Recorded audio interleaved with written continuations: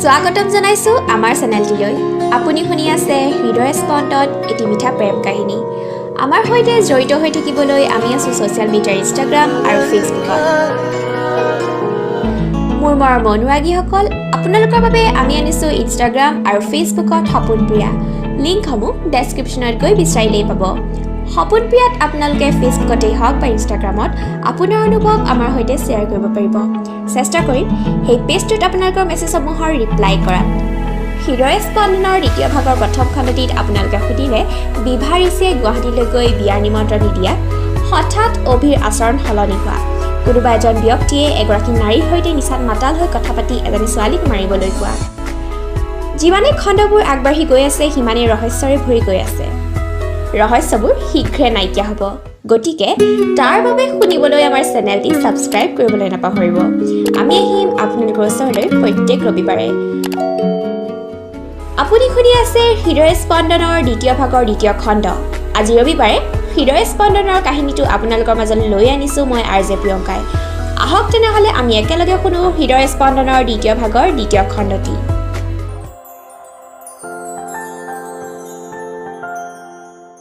বিভা আৰু ঋষিৰ বিয়াৰ বাবে মাত্ৰ এসপ্তাহ বাকী। বিভাক লৈ ঘূৰি নিমন্ত্ৰণ দিবলৈ অসুবিধা হয়, সেয়ে সি অকলে যাবলৈ সিদ্ধান্ত ল'লে।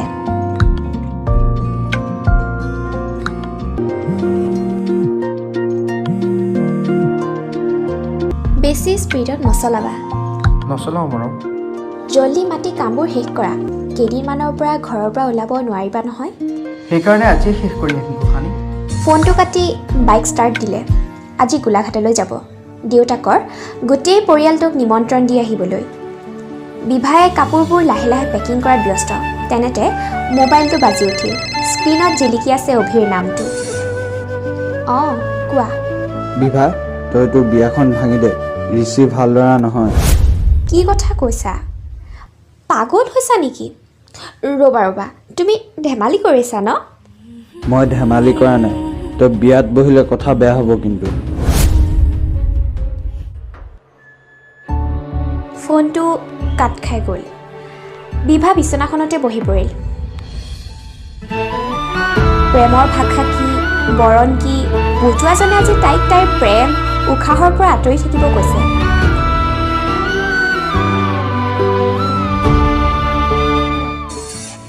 কথাটো যেন তাইৰ হজম নহ'ল। সময়বোৰ উৰি উৰি গৈ আছে। চাওঁতে চাওঁতে তাইৰ নিজৰ ঘৰখন এৰি আন এটা দায়িত্বৰ ভাৰ ল'বলৈ, এখন সংসাৰ চলাবলৈ, এখন ঘৰ সুন্দৰকৈ সজাবলৈ, এখন সমাজত খাপে খাপে মিলিবলৈ সময় হৈছে। আজি মই কইনা হ'ব ওলালো তোমাৰ বাবে জানা, তুমি আহিছা মোকে নিবলৈ, সাজু সপোনৰ ঘৰ খনিয়া সপোনে আজি দেউকা মিলিলে তোমাৰ লগতে চোৱা, কলিজাৰো মেৰে তোমাকে বান্ধিলো, আহা আজি মোৰ হোৱা নজনাকে তুমি আহিলা মৰমৰে,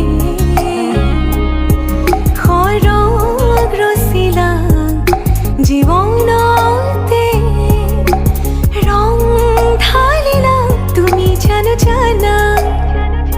ইয়াৰ পিছৰ খণ্ডবোৰলৈ অধীৰ আগ্ৰহেৰে বাট চাব বুলি আশা ৰাখিলোঁ। আজিলৈ বিদায়। পুনৰ আহিম আপোনালোকৰ ওচৰলৈ দ্বিতীয় ভাগৰ দ্বিতীয় খণ্ডটিৰ সৈতে।